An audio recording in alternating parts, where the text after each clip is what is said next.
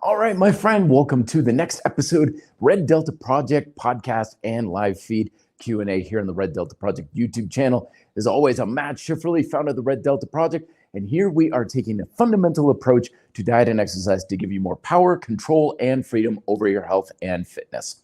So today, I'm kind of like peeling back the curtain and revealing some of the, quote, magic and the secrets around what makes like your programs and your diets and everything, what makes it work or doesn't work. The reason why I am addressing this, because I think a lot of us get sidetracked and distracted by minutia that really actually has nothing to really do with whether or not something could be effective for you. And this is also, I get a lot of questions, people saying, what do I think about this program? What do I think about this? And there's this new research saying that this is the best way to exercise, or this is the best way to be dieting, and all this sort of thing. And almost all of this stuff is a complete waste of your time, because what really drives the effectiveness of whether or not you're going to either get gain or pain from a program or a diet or anything that's new and trending has almost nothing to do with the actual program. And this is exposing one of the biggest myths in our fitness culture, is that it's something that comes from the formula. Like as if unlocking the results you want is like trying to hack a safe, and you're like 7 reps to the left, 14 grams of carbohydrate to the right. Okay, and I've locked it. I've cracked the code kind of thing. The fact is, it almost has nothing to do with the code of the numbers and the quantifications. Not to say that's not important, but let's say I give you something like, okay, every day you're going to run a mile and you're going to do 100 push-ups and you're going to eat 1,800 calories. Okay, and you're like, I want to just be stronger, healthier, fitter, and stuff like that. Okay, now we can go down rabbit holes on the internet all day long saying like, okay, should I run a mile, or is 2 miles, or what do you think of if I'm a beginner? And by the way, I'm over 40, so is running a mile good? Is running bad? And then you fall into rabbit holes of, should I run, and how many calories can you burn running? Is running the best thing, and what kind of shoes, and blah blah blah blah blah. And none of that's going to lead you anywhere, because essentially what gets you the result you want isn't the program that's recommending what you do. It's the relationship between what your program asks you to do and what you can currently do now. Right? So I always use the analogy of, think of like a GPS. Most of the information out there regarding diet and exercise and recommendations is like going to a GPS and you're like saying, okay, Alexa or Siri, like, how do I get to, the airport or something? And they just give you random directions. And it's like, well, it worked for this guy, follow his directions. It worked for this person, follow their directions and stuff. But the whole time, they're not taking any account as to, well, where are you? Where are you standing right now? So if you said, how do I get to the airport? I said, you got to go north. Well, what are you basing that off of? Well, most people go north because Denver is south of DIA here, right? Well, I don't know. You could be in Wyoming for all I know.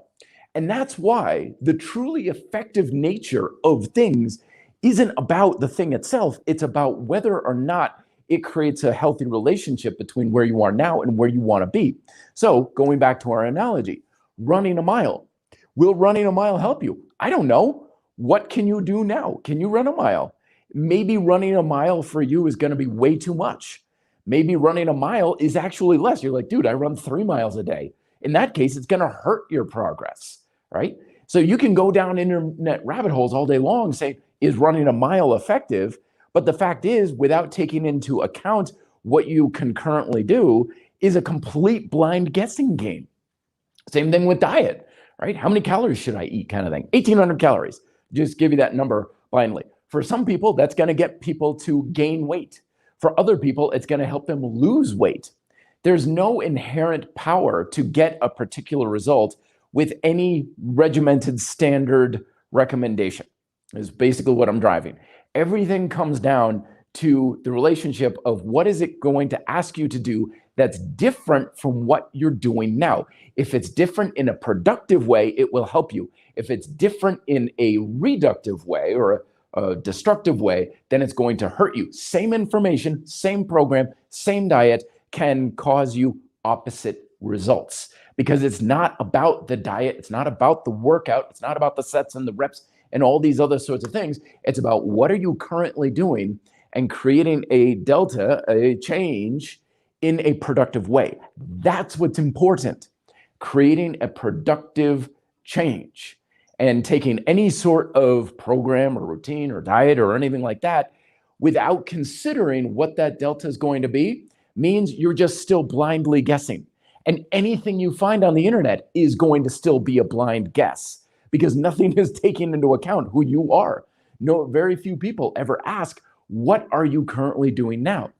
And this was a lesson that was really drilled into me when I was studying nutrition classes at UVM in college, is every nutrition professor told us the same thing. Unless you know what the person is doing in their lifestyle and what they're doing in their diet, any type of advice you ever give is a guess at best. You should eat this way, you should eat this food, we should have this many calories. Unless you know their lifestyle and their current condition and their current diet, you're just guessing. You have no authority to tell somebody what they should be doing, because if you don't know what they're doing now, you can't base it off of anything. It's kind of like if you've ever been in, if you've ever been in outer space, because yeah, everybody has, but if you've ever been in one of those situations where you're not on stable ground, like on a trampoline or a really cushiony surface, and you try to jump, like you've got nothing to jump off of. You have nothing to apply force and get some leverage off of. That's the same thing that happens so much in our fitness culture when people take advice or they adopt programs or diets. If they're not considering how that's going to change what they're currently doing, you're just kind of expending a lot of energy, but there's nothing to propel you in the direction you want to go. So then the other question, of course, is, well, how do I know where I want to go? And that's due to the two fundamental directions that we want to address whenever we're considering anything. And this is the synopsis, the concentrated focus of what we want to base our decisions off of. So when it comes to diet, as I've always said, we want to eat to satisfy. A healthy diet satisfies our appetites. That's the point of a healthy diet. So every choice you're making when it comes to your diet, and you want to have a healthy diet, it's how are the following choices or adjustments going to help you satisfy your four fundamental appetites that I talk about in my book, Fitness Independence. How's it going to be effective at satisfying your hunger? How's it going to satisfy your need for nutritional support? Your satisfaction for improving and supporting your metabolic and your energy production? And of course, just your taste, your palatability, your enjoyment of food, so you're not creating endless cravings and so forth, right?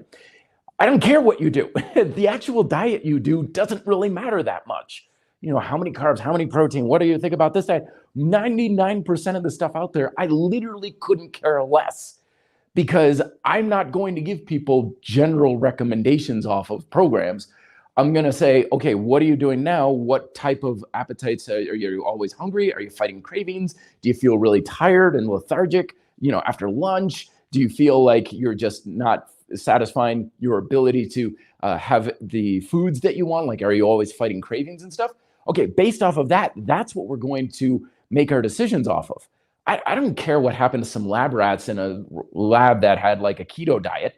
That to me is completely irrelevant. But if you came to me and you're like, dude, I'm always fighting these cravings for chocolate chip cookies or something, like, okay, we need to address that. Screw what the other stuff is saying, because we've got something we need to actually base our decisions off of. We've got to satisfy these cravings for sweets or cookies or salty foods or whatever the case may be. We've got to satisfy those four primal appetites. And when it comes to working out, the compass needle that we're following is train to create a stimulus. The whole point of training is to instruct the body how it needs to perform in a different way.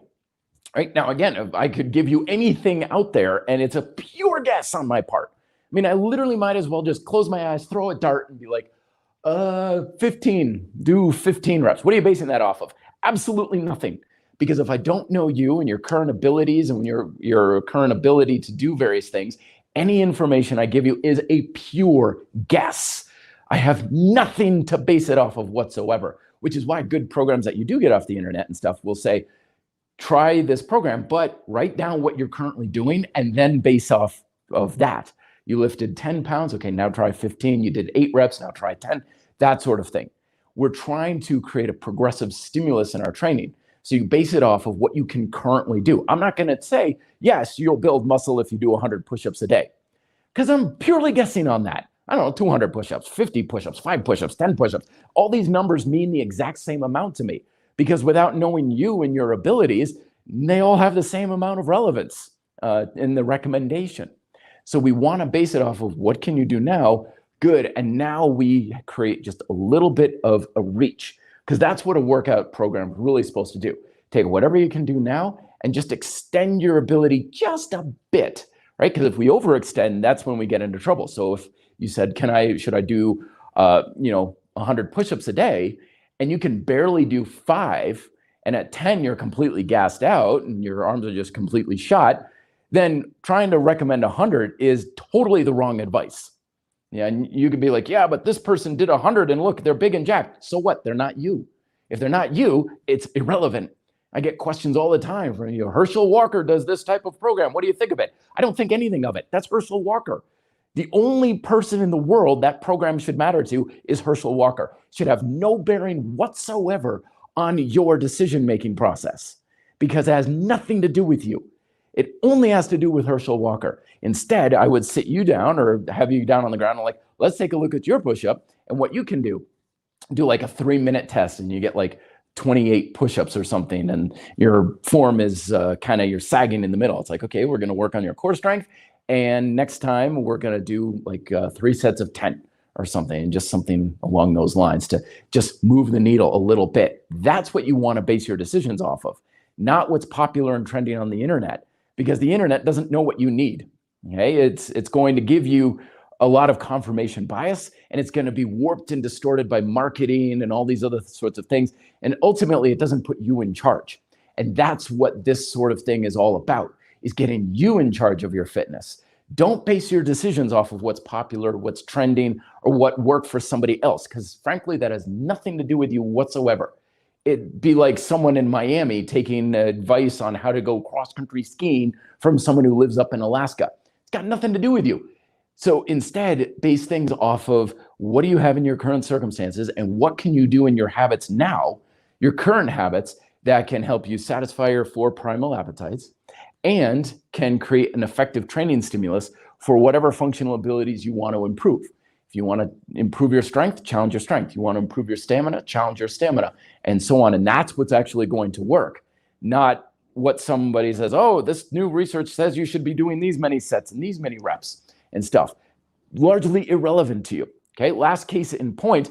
This is July 3rd. Happy 4th of July to my fellow Americans. I just released month 7 of the Grind Style Calisthenics workout program. So this is the 7th month out of 12. We're really kind of coming along with great progress here, because the goal with Grind Style Calisthenics is to give you an entire year of calisthenics programming in this free program. So month 1 is down below in the description if you want to get started there, or if you just go to the Red Delta Project YouTube channel and just type in month 7, or you just right there, because it's one of the most recent videos as of this recording, you'll see it. But one of the big things in that video, the program, is to recognize the energy bell curve of a workout. And so whenever we start doing a strength training workout, we start off and we're starting to feel good and we're getting in the groove and the muscles are waking up and we're feeling like we're warming up. And then at the peak of it, we're operating at our peak performance, top strength, top ability, and then we start to go downhill. Okay? Now this curve happens for everybody with every workout, but the amount of reps, the amount of sets, the amount of exercises that you do during this curve can be different for everybody. Hell, it can be different for you every single workout. So with this workout, I told you, pay attention to that curve. And once you notice your energy level and your ability to do the exercise start to really kind of go downhill, you're done. I don't care. It takes you 3 sets or it takes you 9 sets. It's not important, because we're trying to create a stimulus, and sometimes it takes longer, sometimes it takes less time. Like hitting a nail. I always use this analogy. How many times should you hit a nail? You don't worry about how many times you should hit a nail. You just hit the nail until it's flush with the wood. And then when it's flush with the wood, you stop. You don't just keep hitting it for the sake of just doing more work, right? You do the job until the job is done, not more, and you don't stop before that. And that's the same thing we want to do with our workouts, is have that flexibility to create the stimulus. And I don't care how you do it. I don't care what exercises you're doing. I don't care what type of programming you're using. Just create it. Progressive strength challenge, or work capacity of the muscle if you're trying to build muscle, or endurance, whatever you're trying to do. As long as you get that to happen, it really doesn't matter what the numbers of the programming are. It just needs to be there. But make that the goal, not how many reps and sets you're doing or whether or not you're sticking to the program. So I know that it's a little bit vague, but that's the thing we want to do. We don't want to get too specific because we get lost in the dogmatic ethera when we are talking about you have to do it this particular way, which is like me saying you've got to hit this nail 10 times. Chances are very good it's going to be wrong. You know, and if I gave 100 people with a nail sticking out of the wood, said everybody hit it 10 times, chances are very good most people are going to hit it more times than necessary or not enough. The chances of it being spot on are pretty slim, in which case the odds are not in your favor that it's going to be the best way that you could go about it. Okay, I'm done talking. Let's get some questions going on here. Ancient Aliens first on up. This is fantastic. Welcome, Ancient Aliens. I am getting closer to the primal blueprint methods of long walks and sprinting and strength methods. I can't do the whole low carb thing yet, and I don't recommend it anyway. Most people who are healthy on the planet don't do low carb, but this is what I'm talking about. Like a lot of people, they go on a restrictive diet and they feel worse, but they keep doing it because someone told them it was better. But who cares what someone says? Who cares what some program is or what some expert says? You're supposed to be the expert in your fitness. It doesn't matter what I say. Like if I say do this a certain way and your energy level is going down, you listen to that energy level because I don't know what you need. Anybody who writes a book doesn't know what you need, which is just general guidelines. But anyway, I'm getting off track. But I think the blueprint is a minimalist method. And again, I don't think minimalism is a good thing anymore. I made a podcast a while ago about how I gave up on minimalism about a year ago, maybe like 8 months ago. Like I used to subscribe to that a lot. I used to think that was a good way. Now I don't think it's good at all. I think in many ways minimalism just holds you back. It's a handicap. It's not something good. But that at the same time, so the way I look at it is, again, with the nail thing, it's like minimalism is having the objective to hit the nail as few times as possible. And that counteracts the idea of I've got to hit this as many times as possible. Both approaches miss the point of what the job is supposed to accomplish. Okay, if you can do it in less, great.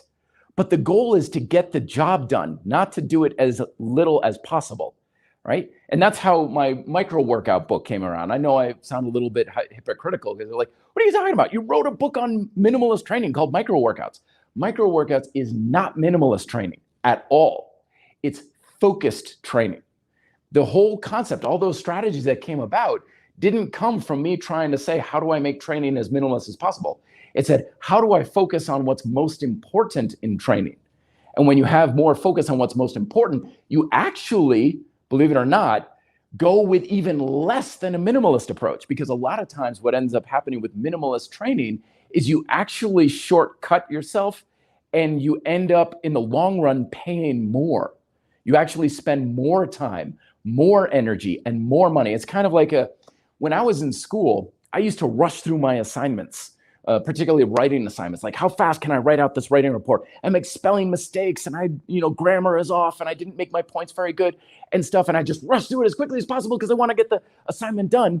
And then I'd hand it in and my teacher inevitably a lot of times would say, this is bad. You got to do this over, Matt. Like, come on.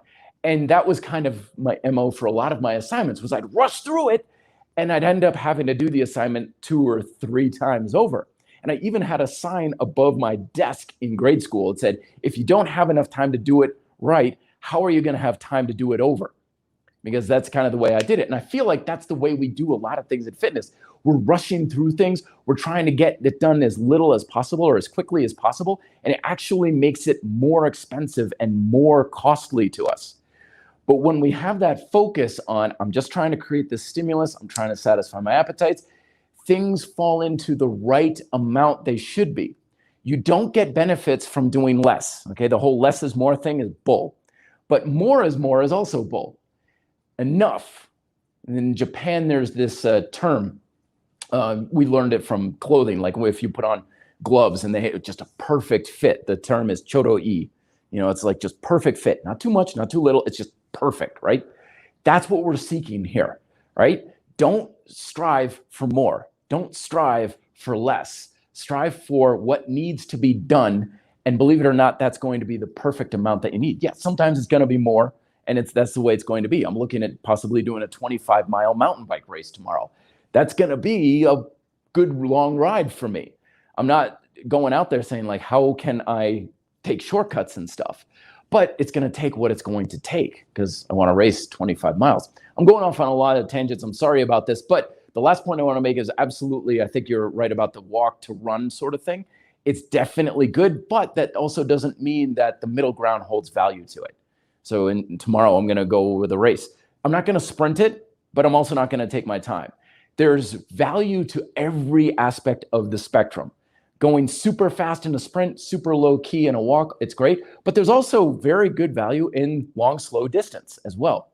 The point that often gets missed with that is when, there's been a lot of stuff out there saying like long, slow distance, like going for a run and cardio and the moderate style training has gotten a lot of flack over the years.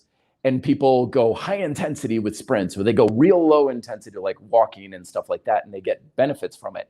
But it's not because they're on those ends of the spectrum.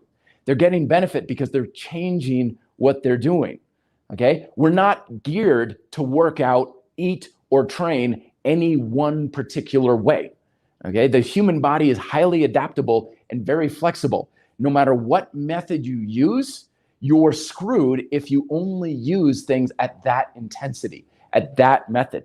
The point is we're supposed to be moving all over the place. Go for a walk, go for a 2-hour jog, and do hill sprints. All three are very healthy and very beneficial. We get screwed when we only do one. And we're told this is the one best way to do things. And then we get into that dogmatic box. We paint ourselves into a corner. All right, fantastic, very good. Coming up with a follow-up question here from Ancient Aliens. Another on yielding isometrics, big into yielding isometrics there. Have the same fat burning testosterone GH boosting that weights or calisthenics give you. To be honest with you, I don't know, but I would guess it probably doesn't really matter. There's a lot of stuff out there, or several years ago, there was a lot of stuff out there of like this type of exercise boosts testosterone, and this type of exercise boosts, does this to the hormones and this sort of thing. But over the years, like a lot of things in fitness that seem promising, the research has kind of made it all come out in the wash of, it probably doesn't really matter that much. Like a lot of times people would spot to like high intensity stuff like sprints, heavy weightlifting, deadlifting, stuff like that. You get a spike in your testosterone level. And people are like, this is great. We need to do this to spike our testosterone level. But then the research showed afterwards that it actually dips below, and it basically just evens out over time. It doesn't really produce any significant benefit one way or the other. What probably does work is just create a lot of workload on the muscle. Any way, shape, or form, doesn't really matter how. So isometrics are good for that. Weightlifting is good for that. Progressive calisthenics, sprinting. As long as you're telling your body to work hard in any way, shape, or form, that's probably the best takeaway that we can have from that. But the idea that we can boost testosterone with particular types of training, it's not really supported much by the science. If there is a difference, it's very acute, and it's so quick and sparse that it probably in the long run doesn't really matter very much. Same thing with diet too. Stronger by Science just did their monthly newsletter, their research looking at mass, where they were looking at low fat and low carb diets and the effect on testosterone. And the same kind of thing came out of like when you're on a really restrictive diet of either fat or carbohydrate, it does seem to attenuate your testosterone levels just a bit. But in the research analysis, they were like, yeah, it's there. But, they use that phrase statistically significant, which is basically science speak for saying technically it created a difference, but it's probably not of a difference to really matter in the real world. So yeah, I wouldn't worry about it, basically, is what I'm saying. Like, don't worry about, like, does this exercise or this type of workout impact my hormonal levels and stuff like that? By far and away, if you're concerned about hormones, the best thing you can do is sleep. That's by far the biggest influence on your hormone levels, by 100 billion times more. So that's what we want to be focusing our attention on. The diet and the exercise is a far distant second, and the stress management is also very, very important. So if you're stressed out and pulling your hair out all the time, figuratively speaking for me, and you're not getting much sleep, it doesn't matter what you're doing, your diet and exercise, your testosterone levels are going to take a hit otherwise. Very good. Boy, I am in good form for energy today, folks. Sorry if I'm chatting your ears off a little too much, but let's keep this train rolling. Camille W. Hey, Matt. Very often the summary of your videos, lectures, listen to your body, but how to tell when your body or mind is tricking you, and this time you need to push it more to do progress? That's a very good question. So this is tricky because we've got three aspects of a human nature that we've got to recognize. We've got our physical state, our mental state, and our emotional state. Now, all three of these have to be in alignment towards an objective in order to get a result. It doesn't matter if you have the knowledge on how to lose weight and the mental ability to do so. If you have an emotional friction that's there to stop you, you're not going to let it happen. There's just no way in hell, right? So this is a very common thing I see in a lot of people where they will start to do habits to get them towards something, and they'll self-sabotage every time. I was talking about this the other day. Years and years and years ago, I was part of a Biggest Loser challenge, a local Biggest Loser. This is when it was really popular and everything. And I was the exercise coach for this one particular team. And it was the typical thing of, I was the exercise coach. We also had a nutritionist for our team. It was like 5 or 6 people. You do the weigh-in every week. People get eliminated, all that sort of thing, right? So we had one gal who I was sure was going to go far on this thing because she was already working out like a total savage. She knew everything to a large degree. I think actually had a degree in nutrition or something. But I mean, physically and mentally, like, she was doing everything possible. And we were all working out hard and she was doing everything great. And the night before the weigh-in, literally the weigh-in was like at 7 a.m. or something. The night before, because we were being realistic about weight manipulation tactics, like, okay, it is about weight. I know it's not totally body fat, but make sure you don't do things that are just going to shoot you in the foot about this sort of thing, water weight, that sort of thing. So the night before, she went out and got a total blowout meal and just got hammered. And everything she ate was French fries, and basically anything she could do to throw the contest, she did. Like, you could have written out, this is how to totally screw up your weigh-in, and that's exactly what she did. And of course, she lost in spectacular fashion. And we were like, why did she do that? Like, you have everything going for you. You have every advantage over everybody, and you literally just shot yourself in the foot and you're the first one out because there was an emotional issue there. She was totally physically on board, mentally on board, emotionally not even in the right zip code for that one. So when you're talking about, like, listen to your body, listen to your mind, listen to all these sorts of things, we have to pay attention to what it's saying first and foremost, but we also have to be assessing ourselves on whether or not it's telling us productive things. Okay, so if I'm trying to be stronger, right? And I was like, okay, time to work out, time to do exercise. And I have on my log, it says, okay, I did, 6 pull-ups. I need to progress that somehow. Better pull-ups, deeper pull-ups, more pull-ups, something like that. And every time I get to 6, I'm like, that's good enough. I'm sure that's good enough, sort of thing. We have to be self-aware of these things, because if we're aware of it, we can address it. And I was like, I keep stopping. Why do I keep stopping? Physically, I know you can do more than that. Very rarely is our body the thing that's holding us back. Very rarely. It's usually mental. And even then, I would say it's even rarely mental, because you can just learn something. You can just learn it on the internet and be like, now I know.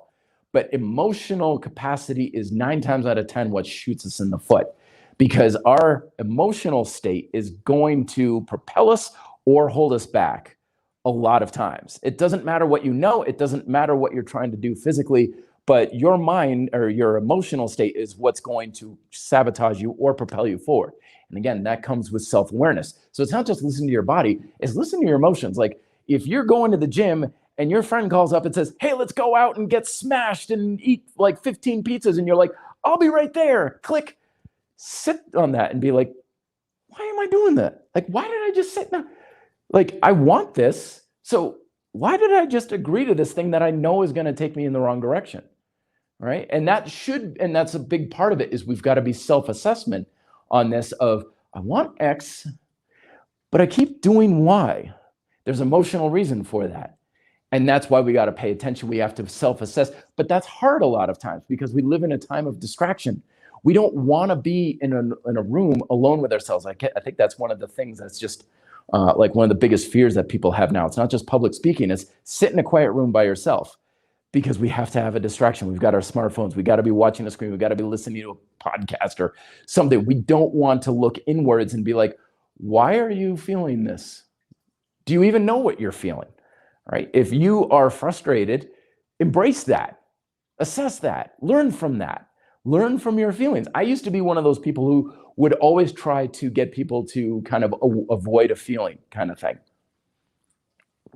Like I'd be training someone and they'd get frustrated and I'd be like, oh, no, it's okay. It's okay. You know, we'll work through this. It's all right. Shh.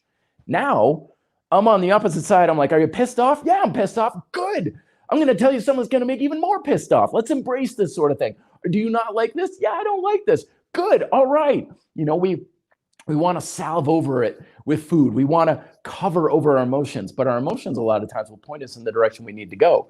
If you're frustrated with something, be frustrated about it. Embrace that frustration. That's a good thing. A lot of negativity can sometimes be very motivating. But instead, we're like, I'm pissed off that this is happening. I'm going to go eat a bucket of ice cream and distract myself with social media, and I'm going to ignore my feelings. No, listen to them. They're telling you things you need to know.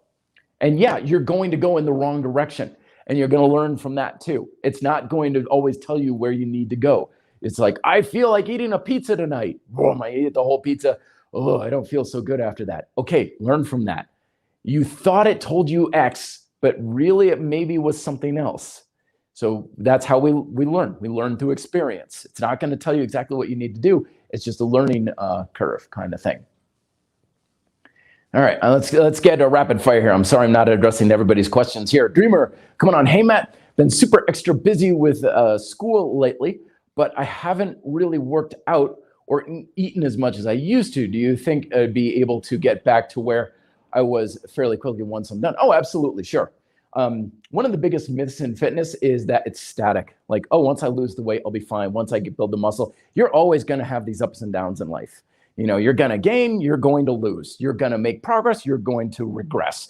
It's inevitable to some degree, right? It's just, there's no finish line where, great, I got to this result, now I'm going to keep it. Yeah, you're ups and downs all throughout life. And you're going to have some ups and downs that go on a daily cycle, some of them go on a weekly cycle. Hell, right now I'm in a period where it's like I'm doing pretty good physically and mentally, and I'm feeling pretty good. And I haven't been in this sort of state in probably the past 7 years. So I've gone, like, now I'm in a good place in the cycle that's like maybe every 5 or 6 years or so. So these things happen in cycles, just, again, comes and goes. Like, yeah, if you lose some of your gains, that sucks. You know, don't try and assuage it by being like, yeah, well, you know, it was fun, but, and you make excuses and stuff to try and feel good about it. No. Be pissed off about it. It's okay. And yes, of course you can get back to it, and you'll get back a lot faster too. All right, let's see what else we got here. Got a set of parallel bars. Very good. When I do a basic inverted rows, I find the next day I'm getting a ton of tension where my skill seats into my neck. Assuming you're saying like your traps. Any advice on this, or just keep doing them? I'd say doing them. So remember, your traps are a lot bigger than people realize. Like a lot of times people think of their traps as just what sits on the top of their shoulders there. Your traps go from literally the base of your skull down to practically the middle of your back. It's this big fanning muscle group, and it's responsible for a lot of your scapular control and almost anything you're doing with your body weight on a pull-up bar or parallettes or something like that. Those are going crazy. So they should be, absolutely. And a lot of times it's just going to come from building up and conditioning those traps, especially since we're like this, we're kyphotic, we're looking on our phone, our posture's not so good. Most people don't have very good control and very good strength in their traps. And I'm not just talking their upper traps, the lower traps, the middle traps, and so on. So this is, I think it's just some growing pains that you're going through, and it's going to work its way out. Emma K, coming on. Hey, Matt, any advice for newbies who do not have a clear goal? What are possible goals and how to decide on it? Very good question, actually. You don't need a very clear goal, but you do want to have at least a general objective to go into. And that's perfectly fine. I know a lot of people are like, you got to have a clear goal and you got to have it written down and time scale and everything. It's perfectly fine to have a goal of, I just want to feel better, to have something subjective. I just want to look better. If it's vague and stuff like that, that's still going to give you a direction to go into. And you want to start taking action on that, because the goals oftentimes become more clear with action and experience. A lot of people say, I don't know what I want to do. It's like, you should be taking action and you're going to learn it through that. It's kind of like in school where people are like, I don't know what my major is going to be. Then start taking classes. Don't just sit in your dorm room or put off school and be like, I don't know what I want to do in my life. And you just sit there and you're waiting for, I don't know, answers from a burning bush or something like that. Take action, take action, take action. And you could take classes for a year, a semester, or 2 or 3 years, and bang, suddenly it comes out and it's like, okay, I definitely don't like math. So engineering, totally not. Because sometimes the best thing you can do is learn what you don't want to do, not that. But then it's like, well, I started learning about the humanities and I feel really good about, finding ways that I can help people learn better and stuff. And that's going to lead you down the path. It's kind of like going down a funnel. It's like this general direction. It's getting a little more defined, a little more defined, a little more defined. Okay, now I've got it, kind of thing. So start taking action. Just do experiment with a lot of things. And the more experience you get with how your body's changing, the more experience you get with what you're doing, the more you're going to be define on what you want. It's perfectly fine to not have a good total focus. In fact, in many ways, it can hurt you. So like when I was in high school, everybody was like, you've got to need to know what you're going to do for the rest of your life. You need to know exactly what your path in life and your objective and your major in school is. So come senior year in high school, I thought for sure Japan was my path. Like I didn't look at any other options, any other objectives, any other schools. It's like, do you have Japanese there? Nope. Okay, see you later. And I'm not even considering anything else because I thought for sure that was my goal in life. And over experience, like I was like, okay, I like Japan. I like this sort of thing.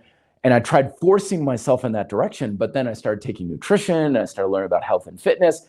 And that was pulling me in that direction. Like, oh, this is really cool. I'm really good at this. I really enjoyed this.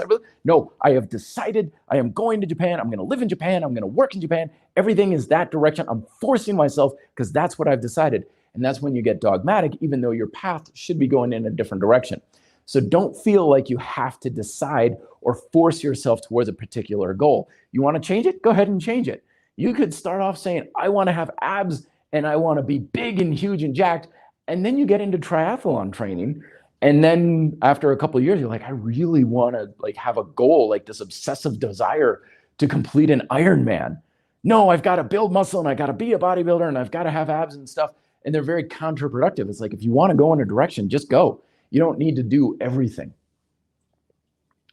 All right, let's see what other questions we got. And again, if it's hey Matt in the subject line, then I know that it's a question directed at me. Camille, coming on.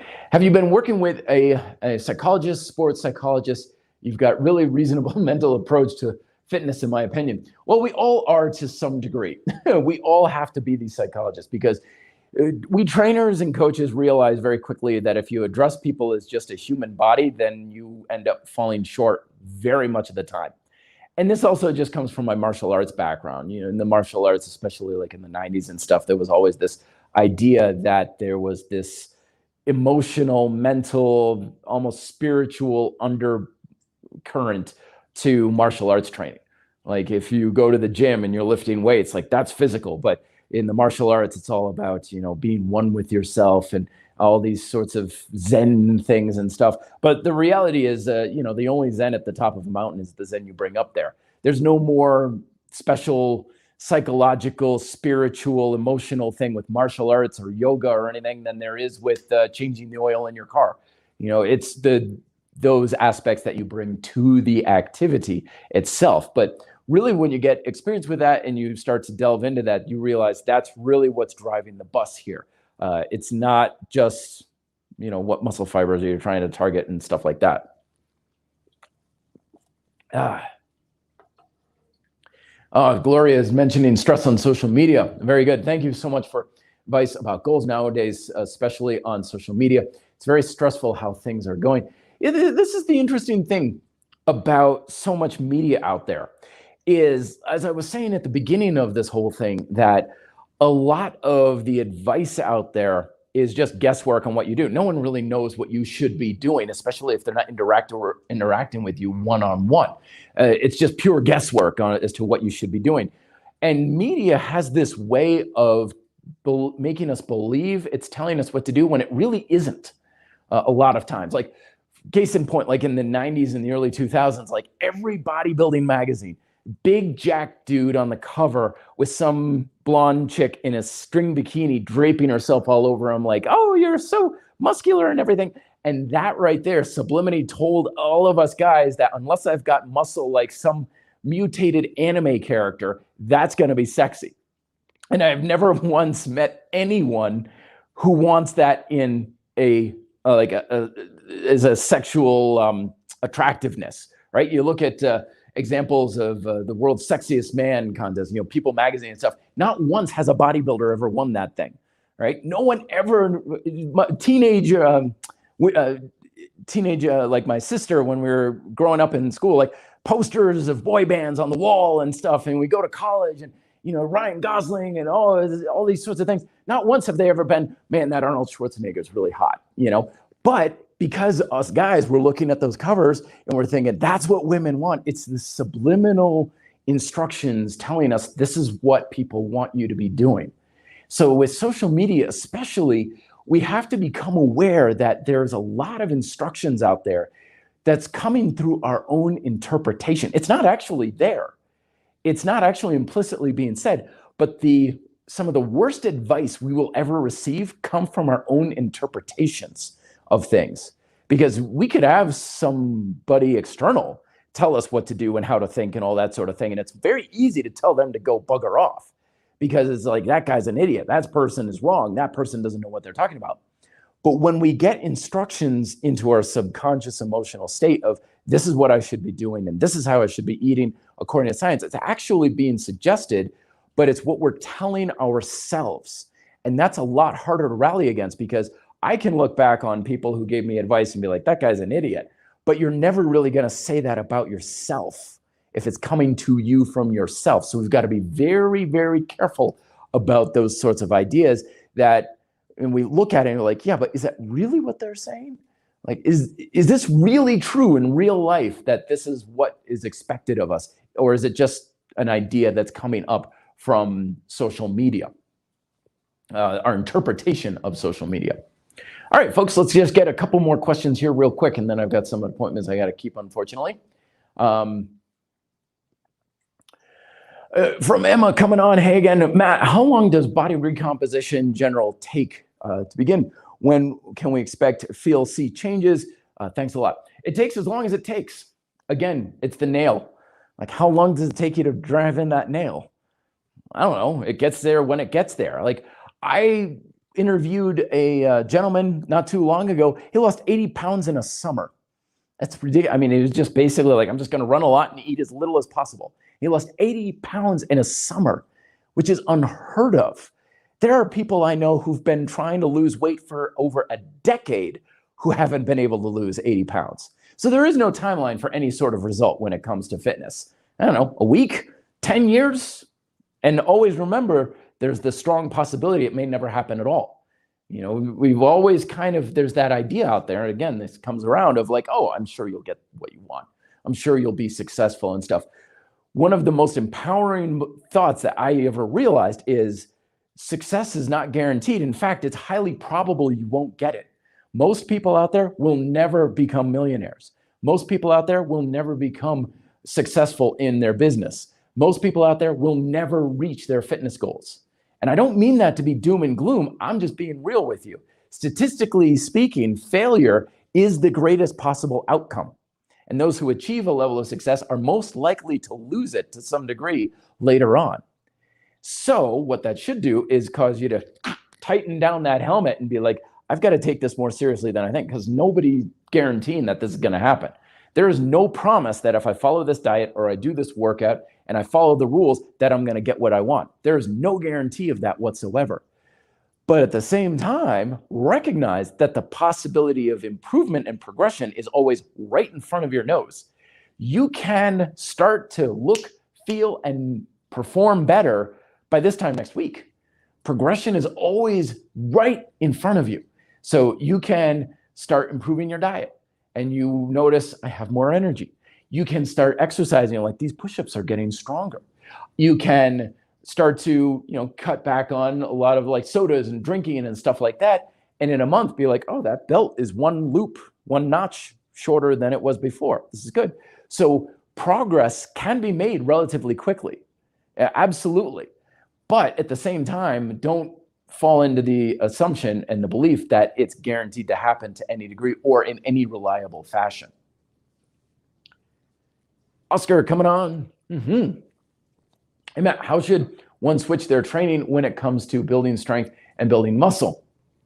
So very similar objectives, but slightly different. So strength training is challenging your strength. Muscle training is challenging your muscular work capacity of how hard can you work the muscles, both strength and endurance is a combination of the two.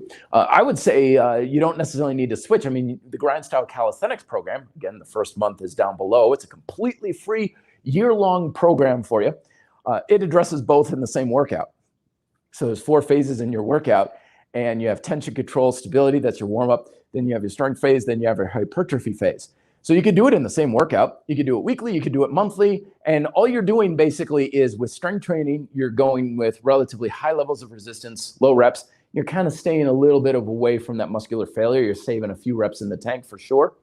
And with hypertrophy training, it's typically a little bit more repetitions, more sets, just basically exhausting the muscle as it were, okay? So you're kind of an opposite with those two things. You can switch it however you want. That's one of the great things about creating a muscle stimulus. When you have the stimulus, it works regardless of the circumstances behind it. It doesn't matter what the program is. I don't care what exercises you're doing. I don't care what your periodization is and stuff. If you take a lighter to a scrap of paper, it's going to burn. And it doesn't matter if it's 2 o'clock in the afternoon or if it's a week or if it's a Zippo lighter or a Bic lighter, all these little differences. When you have that stimulus, when you are telling your body, I need you to step up and perform a little bit better in either strength or muscular work capacity, you're creating that stimulus and you can do it literally however you want. And you're probably going to have some affinity for one way or the other. Like, I don't like combining it like in Grind Style Calisthenics. I like focusing on one for a month and then switching. Great. A lot of our decisions should literally be based off of just pure preference. Like, I just like doing it that way. Okay, that's plenty good reason to do it that way. And you're off to the races. All right, one more from Oliver DT coming on. Hey, Matt, is there a reason you're starting to ignore my questions? Not at all. So folks, the reason why I say, hey, Matt, is 1, so I can recognize it. And 2, I'm doing this on my smartphone because for some reason, when I do this on my computer, the internet lag is too much. I don't know why it works better on my phone than my computer, but I have a screen that big with only 2 questions that I can see, and it scrolls up on its own when I do this. So a lot of times if it scrolls up, I just completely miss it. So I don't mean to ignore you there, Oliver. Sometimes I'm going through and seeing if I miss anybody here. But as always, though, folks, if you do have anything pressing that you want me to answer, my Instagram channel is the best way to DM me. So it's at red.delta.project is the best way to reach out if you have questions, and I'll answer those for you. as well. There's also information on my R.D.P channel on the Grind Style Calisthenics program. And it's also just a good place where you can get some weekly tips and stuff like that from me as well. So anyway, folks, I will talk to you next week. Thank you so much for listening. Again, you can get the audio for the first portion of this where you listen to your podcast as well. And we'll address more topics next week as well. So to my American friends and family, happy 4th of July. And to everyone else out there, be fit and live free.